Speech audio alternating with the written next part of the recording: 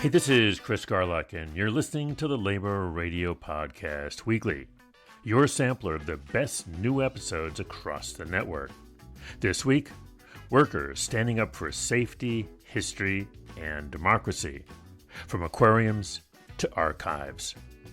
Over on America's Workforce Union podcast, Monterey Bay Aquarium Workers United explains why hazard pay and a real living wage matter when your job includes deep dives, disease treatment, and dangerous animals. He basically goes to Hawaii, and in the middle of the night, they go out to the deepest part of the water right off the island, and in the darkness get into the water with this contraption and are basically just in the middle of nowhere, blackwater diving. This week on El Cafecito del Dia, Cheryl Niro breaks down how the Constitution protects immigrants and why unions are teaching due process in their halls. The Constitution is not an abstract concept locked away in history. It is a living promise meant to safeguard freedom and equality para todo el pueblo. From Buwa Basebetsi Updates, Zimbabwe farmworkers lay out how U.S. tariffs ripple through jobs, prices, and organizing on the ground. Quite a number of people have lost their jobs, and economic growth is also retarded as a result of some companies closing, and also high prices as a result of introduction of those tariffs. In the latest SayWatt, instructor Summer Zachary traces her path from tinkerer to union electrician, and the bootcamp that changed everything. At this point, I'm understanding that I'm going to get called based on the work that's available at the moment. Right. So I'm like, whatever is necessary, the soonest you can get me working, I will try it and just put 110% in, right? From the labor exchange, steelworker Joel Buchanan remembers the late steelworkers president Leo Gerard with stagecoaches, shareholder showdowns, and steadfast solidarity. Leo went up and grabbed the microphone out of the CEO's hand and began to talk to him about us being on strike. And that's the kind of guy he was. Didn't come to a fist fight, but it was pretty close. Plus, as always, Harold's got this week's shows you should know. Find all of these and dozens more at laborradionetwork.org. Here's the show.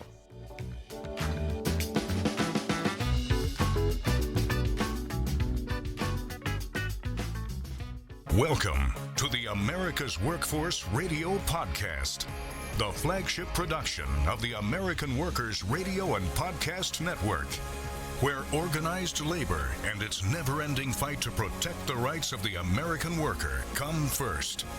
Now, back to America's Workforce. Here's Ed Flash Ferens. And today we're going to be joined by two individuals, Christy Robles Bilby, for one. Did I pronounce your name correctly, Christy? Yeah, great job. Okay, good. Now, she is with Monterey Bay Aquarium Workers United. Joining her is Taryn Cadena. Now, I'm reading that you are an Aquarist too. Yeah. Maybe you can explain what that means and what you actually do at the aquarium. And I see a lot in your bio here, because we should also point out that she teaches biology and environmental science at Cal State Monterey Bay. Yeah. But your role there, explain what you actually do there. Yeah, that's a fair question. A lot of people are like, horoscopes, what is it that you do? But I basically explain it is we're basically like zookeepers, but just for marine animals. But it's a little more involved because we also do a lot of water chemistry, a lot of disease diagnosis. We do a lot of treatments ourselves. We collect. We're kind of like a jack of all trades as far as our animals and our exhibits go. We also do training. We dive. Do research. We spend a lot of time reading papers. So that's kind of what we do there to like maintain the high quality of animal welfare that's expected. Gotcha. Taryn, let's talk about the conditions that have come up in these talks here. And number one on the list, this is a no-brainer, pay and equity concerns. Can you address what's going on in that arena? Sure. So incidentally, Monterey is the second most expensive place to live in the United States. And unfortunately, cost of living continues to rise. It's a tourist town. It's also a bit of a retirement town. People who own homes here or have the ability to own homes here have owned their homes for a very long time, or have just been lucky enough to have made a very good living for themselves. The people who work at the aquarium or in the hospitality sector in general are not the people who are able to make a thriving living here. Cost of living has outpaced the rate of pay as it's increased over the years. And right now, what's considered a baseline livable annual income in Monterey is about $70,000. That's nowhere near where I would say most people in just our department are making. I'm looking at dangerous animal handling, tank diving, pressurized tanks. This is scary stuff here. And I have to ask, have people been injured? I can't think of a lot of people that have gotten like majorly injured. I think one of the things that we are really going for is getting like hazard pay, because of those conditions that we're working in and how they can be hazardous and it can lead to injury. Diving can be a big one. You know, a lot of people end up having a lot of inner ear issues. And just from how many dives we do, I know people in our team who do, 300 plus dives a year. And that can be quite hazardous. My partner, Evan, who also works there, he's doing blackwater diving, which is it's insane. He basically like goes to Hawaii, and in the middle of the night they go out to the deepest part of the water right off the island, right off the big island, and in the darkness get into the water with this like contraption and are basically just in the middle of nowhere blackwater diving. And that can be quite scary because if something goes wrong, that's like a major accident. So I think for us, it's more about being able to get access to hazard pay, and kind of noting that all of those things require specialized skills that we should be compensated for that's not reflected in our pay. All right. Thank you both, Christine Robles-Bilby, who you just heard, and Taryn Cadena, Aquarius 1 and Aquarius 2 at the Monterey Bay Aquarium. Thank you for joining us, and please keep in touch, okay? Thank you so much for having me. Yeah, thank you so much. Hi, this is Michael Funky from the Radical Songbook on PirateButteRadio.com. I'm proud to be part of the Labor Radio Podcast Network with over 200 radio shows and podcasts across the country and around the world. Tune in, laborradionetwork.org. Power to the workers and their union. Bienvenidos al Cafecito del Dia, brought to you by the Labor Council for Latin American Advancement. Our conversations are inspired by the moments of togetherness that nuestra comunidad shares over un cafecito. Bienvenidos, soy Carmen Rodriguez. On September 17, we celebrated Constitution Day, a day to reflect on the most important document in our country's history. The Constitution is more than words on paper. It is the foundation of our democracy and the framework that protects our rights. Yet too often, especially vulnerable communities, immigrant families, and workers face policies and practices that contradict its warranties. From anti-immigrant laws to Supreme Court decisions that permit profiling simple por hablar español, these actions threaten not only individuals but the very principles of justice and equality the Constitution stands for. To explore with Cheryl Niro, consulting to the Task Force for the American Democracy, why understanding the Constitution is vital, how it impacts our daily lives, and why defending it is essential for protecting our democracy. Comenzamos. The Supreme Court ruled to allow immigration and federal officers to racial profile Latinos or people speaking Spanish, a las personas hablando español in LA, under suspicion that they may be illegals. How does this decision violate the constitutional rights, and what does this set for discrimination? Our system of prosecution, even in minor criminal matters, in going through stop signs, in failing to use your turn signal, all of those require the government to provide due process. And what that means is that if you are accused of doing something wrong, you automatically, under our system, have the right to defend yourself. And if you need a lawyer, to get one. Our system is designed for you to offer your defense and have a fair, neutral judge evaluate whether you have in fact violated any law or ordinance. And that applies to people walking down the street and looking different and speaking a different language. That applies to every person who is in this country while they're here. And yes, if you're a visitor on a visa, you have those rights because you're here. If you're even undocumented, you have rights to offer your defense. You could be waiting for hearings. You could be waiting for processes to be completed, which entitle you to be treated fairly under our laws. There is nothing in our legal system established by the Constitution that justifies anything but legal uses of our laws. And there isn't a test. There isn't a way to look. There isn't a color skin to have. There isn't a language to speak or a background to possess that gives anyone more rights than anyone else in this nation. And that is a core principle. Thank you so much, Cheryl, for being with us in este Cafecito del Dia. Thank you for all the information you share with us in this episode. You're welcome. I'm so glad to have had the opportunity to talk with you. As we've heard today, the Constitution is not an abstract concept locked away in history. It is a living promise meant to safeguard freedom and equality para todo el pueblo. But those promises are only real if we, the people, el pueblo, defend them. Anti-immigrant policies, racial profiling, and attacks on civil rights are not just political issues. They are violations of the very foundation that holds the country together. When we read the most essential part of the Constitution, we see that this document was written to guarantee our rights and freedom.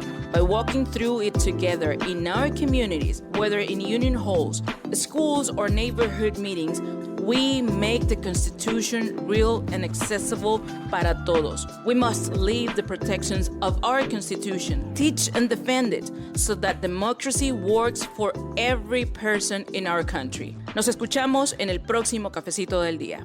Hey, this is Simon Sapper from the Union Jews podcast. We're proud to be part of the Labour Radio Podcast Network with more than 200 Labour radio shows and podcasts from across the USA and around the world. The Labour Radio Podcast Network, where working people speak. Find us at labourradionetwork.org.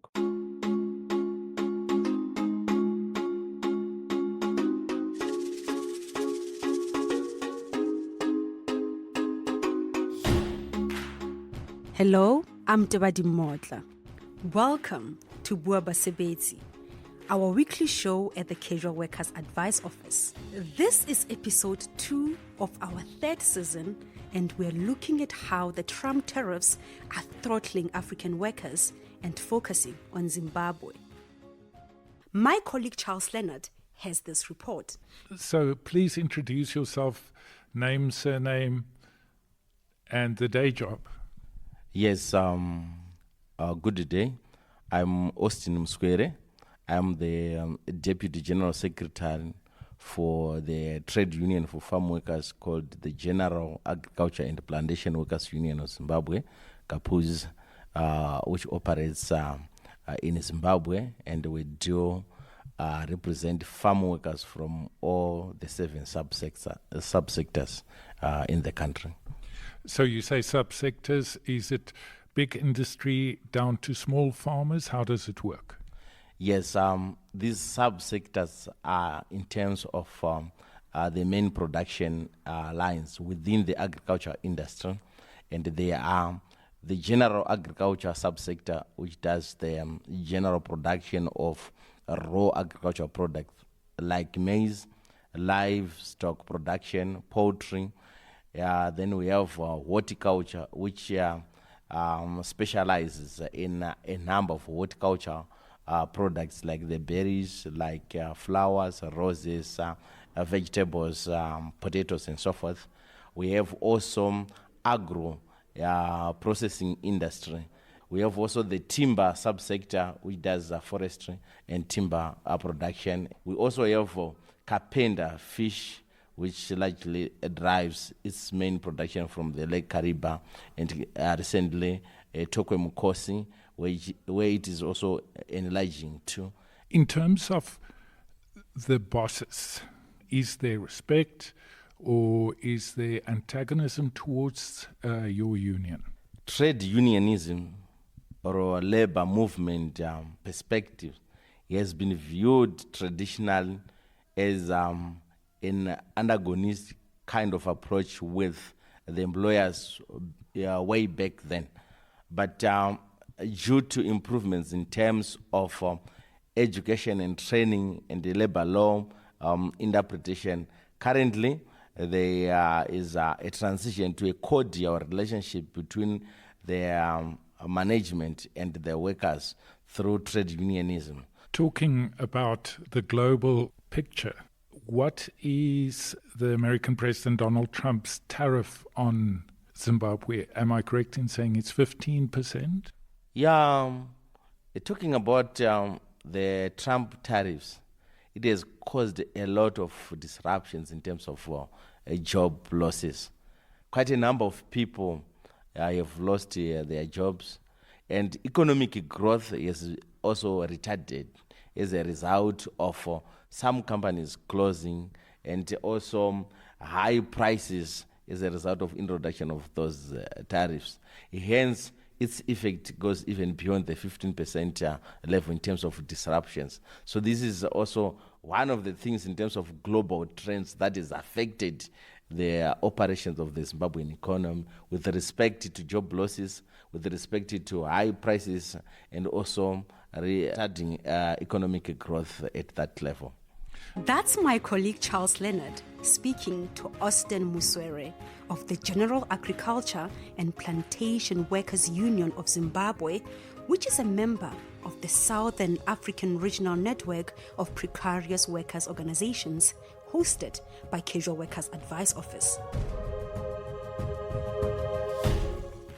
Hey, this is Lena from the Work Stoppage Podcast. We're a proud part of the Labor Radio Podcast Network, more than 200 labor radio and podcast shows across the country and around the world. The Labor Radio Podcast Network, where the people speak. Find us at laborradionetwork.org. Say what?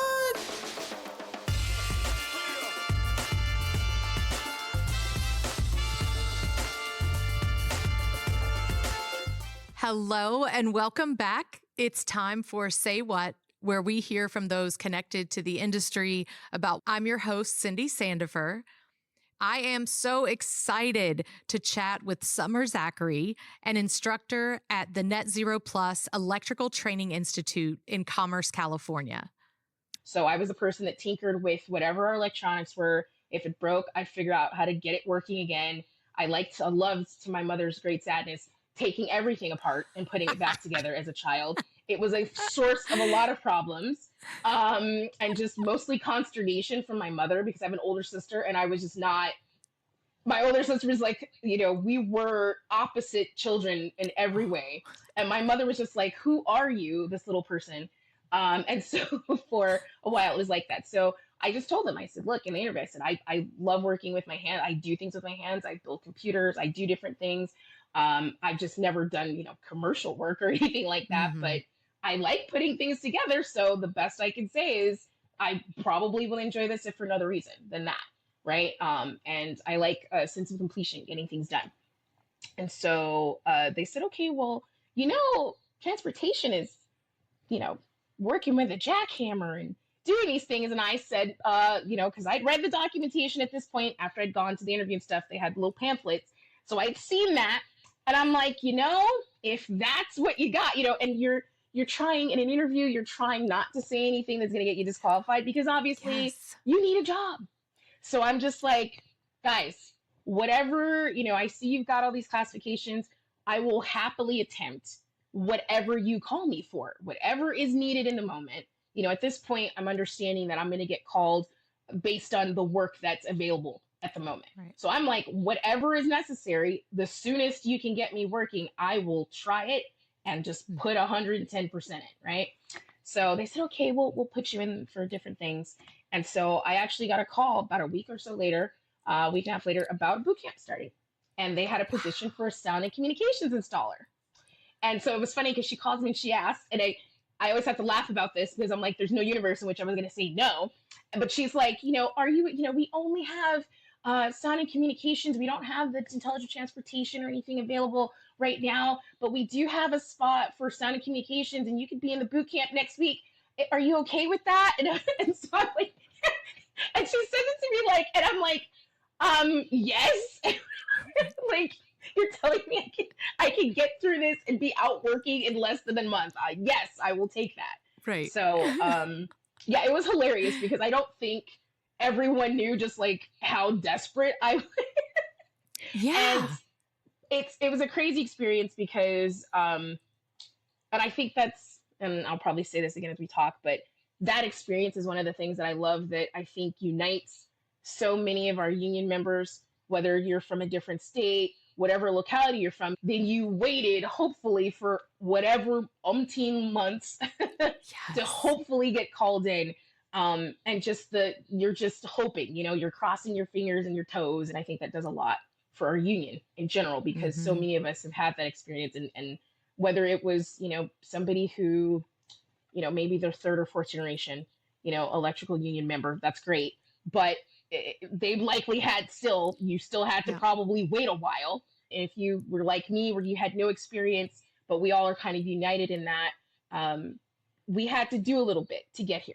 Oh, Summer, thank you so much. My goodness, for I know we owe each other coffee dates and food dates and all that stuff. So we'll get to those, but I just appreciate your time here sharing yourself with us. And I know you've inspired me. I'm certain that those listening are inspired by you as well. So thank you. Well, thank you. I appreciate it. Stay powered up and we'll see you next time. Say what?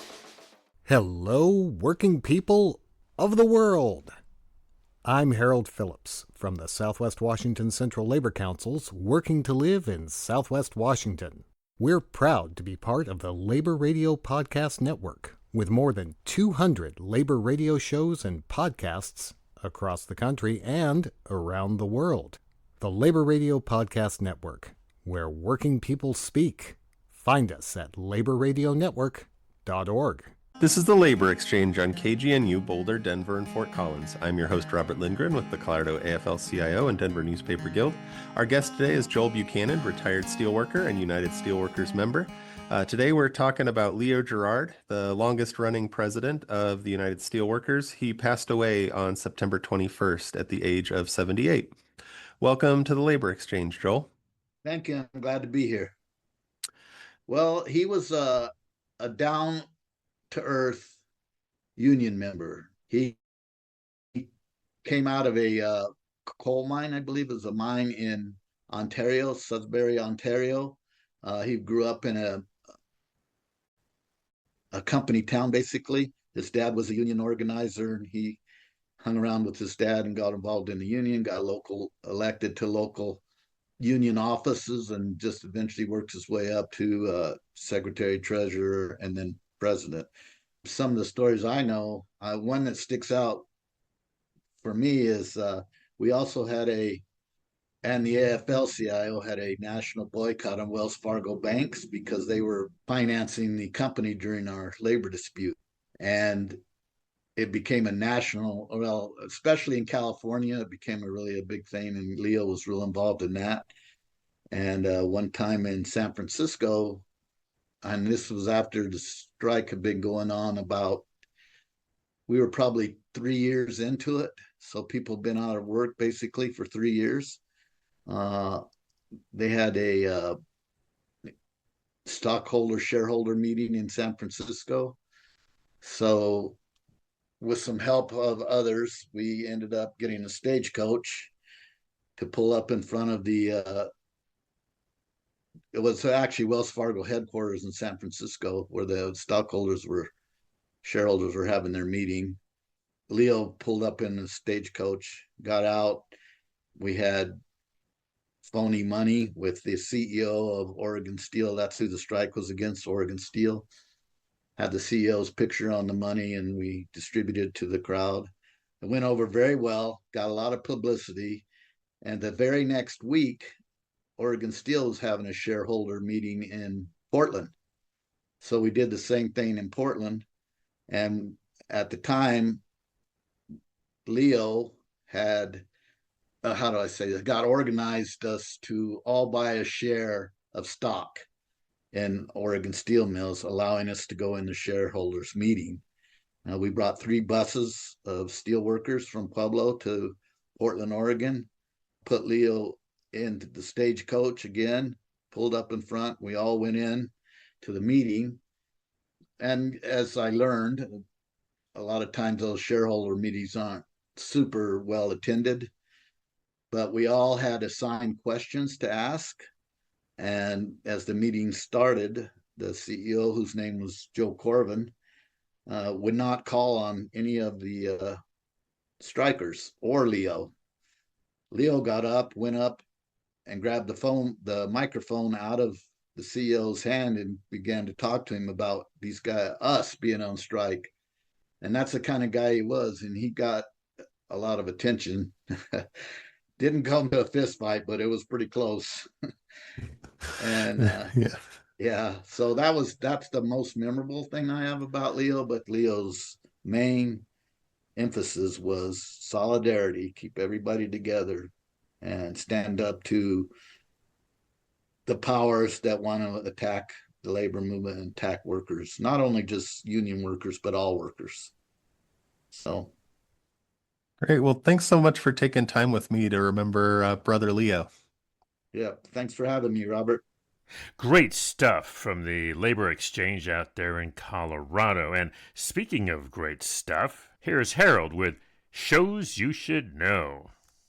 Thanks, Chris. Social media guy Harold Phillips here again, folks, and I don't have to tell you, there is a lot going on right now that's affecting working people. Thing is, there's so much going on, and there are so many shows talking about what's going on, that it's almost impossible for Chris and Captain Swing to put everything into a half-hour show. That's where I come in every week, with a few more shows you should know. It's no surprise that everybody's talking about the federal government shutdown here in the U.S. The Valley Labor Report was on shutdown watch, but that's not all they talked about. They also had a sit-down with Chattanooga labor leader Jeff Meldal, and they talked about where the VW-UAW talks are really headed in Tennessee. The Workers' Mic in Chicago was also keeping an eye on the federal budget showdown, but they also talked about a Wisconsin push to repeal right to work, ICE at Harvard, and focused on a few other labor headlines.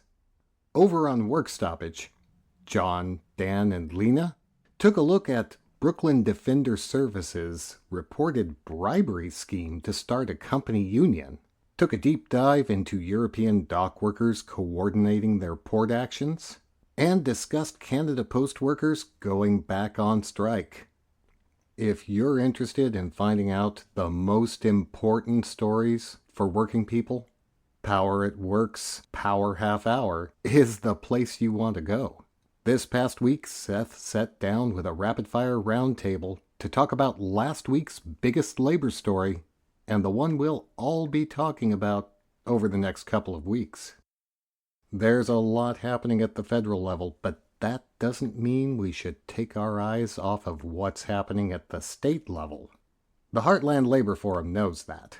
That's why they had a Missouri state representative on last week to break down the gerrymandering fight in that state. They also had the News Guild's John Schlois on to talk about why Pittsburgh Post-Gazette workers are still on strike. IOTC Local 891's Applebox Talks reflected on Canada's National Day for Truth and Reconciliation.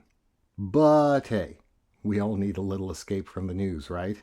And IOTC Local 891 handles the behind-the-scenes work in a lot of film and television, including the FX series Shogun.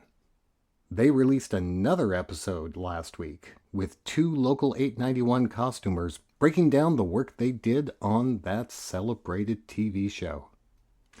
If you're looking for links to these or any of the more than 200 other labor radio shows and podcasts in the network, you know where to go.